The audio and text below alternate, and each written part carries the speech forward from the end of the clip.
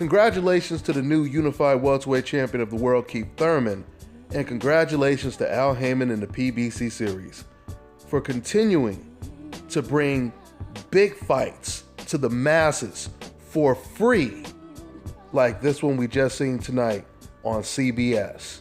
This fight did record-breaking numbers at the Barclays Center tonight with 16,500 and around 30 people attending this fight, sold out arena. It was a huge event, huge event. With that being said, let's go ahead and talk about the actual fight. This was a good fight, competitive fight. It started off real fast and it slowed down a little bit.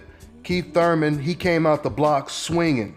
Matter of fact, the first round looked like it was the middle rounds. There were no fill-out rounds in this fight. Keith Thurman, he wanted to get Danny Garcia's respect right away, and I believe he did, because for the first time, Danny Garcia, he looked way more timid than he had ever looked in his entire career. In fact, the punch stats prove how timid Danny Garcia was, because Keith Thurman, he threw almost 130 more punches than Danny Garcia did. You know, I said going into this fight, I was picking Keith Thurman because I believe Danny Garcia, he's never really been an aggressive fighter. Danny Garcia is more of a counterpuncher, but he's a powerful counterpuncher. And in order for him to really have a chance against Keith Thurman, he would have to go on the inside and be aggressive, and that's not Danny Garcia's style. Danny Garcia likes to wait and he likes to counter. And he even said that when Jim Gray asked him, Jim Gray even said it to him. Jim Gray, he asked him in the post-fight interview, he said, "Why were you so timid? That was the most timid we ever seen you before." And Danny Garcia answered, he said, "Because I was trying to counterpunch." He said, you know, Keith Thurman was trying to land big bombs and I was waiting to counterpunch.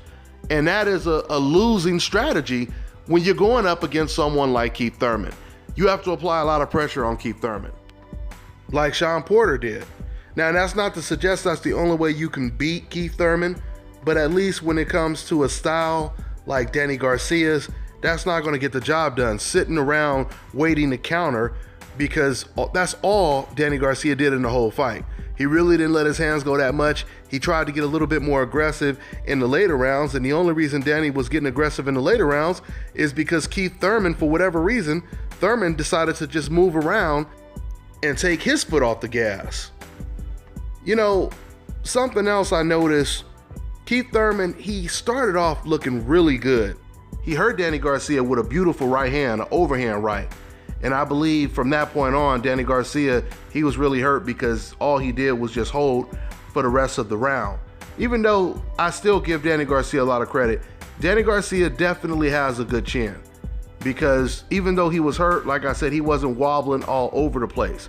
But after that first round, I believe that was part of the reason why Danny Garcia was so reluctant to let his hands go the entire night. I personally believe that if Keith Thurman wasn't telegraphing so many of his power punches, his hooks, his overhand rights, if he didn't telegraph them so much, I think he may have actually got Danny Garcia out of there tonight. I think he would have got him out of there. And this was weird because going into this fight, I thought Keith Thurman would do better if he used his foot movement and just punch in spurts. But it's funny because actually it was the contrary. Keith Thurman actually did better when he was the aggressor in this fight. And whenever Keith Thurman got on his bicycle and he started just moving, that's actually when he was letting Danny Garcia back into the fight. I also believe if Keith Thurman would have been setting up some of those big power shots with like just some touch shots to set up the power shots, it probably would have provided more openings. But at the end of the day, Keith Thurman, he still got the job done. But I'm telling you right now, I truly believe if Errol Spence would have been in there with Danny Garcia, I believe Errol Spence, he would have stopped Danny Garcia. I don't believe that Errol Spence would have took his foot off the pedal like Keith Thurman did in the later rounds and allowed the fight to be even closer than it should have been. This is why, you know, this welterweight division is really, really heating up, because I believe Errol Spence is going to beat Kell Brook. But there's a possibility I could be wrong. I mean, because Kell Brook, I've always said I thought that overall Kell Brook may be the most well-rounded welterweight champion right now.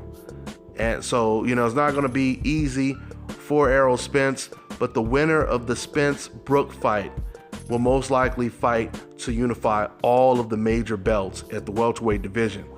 And I'm telling you, it's going to be a whole different type of fight. It's going to be a complete different type of fight if Errol Spence is going up against Keith Thurman. So it'll be interesting to see what happens in the future. Keith Thurman already said he wants to unify all the belts. So that's, you know, an indication that he now knows that there's no more excuses when it comes to facing Errol Spence now. If Errol Spence beats Kell Brook, all the excuses are out of the window. So we'll see what happens. We'll see if we get another unification bout for all the belts by the end of this year. Congratulations to Keith Thurman. We haven't had a unified welterweight champion in quite some time. So that's what it is. That's all I got for now, guys. I'm on to the next one. Hi, I'm Brianna. And I'm Akira. And you're watching Dante's Boxing Nation.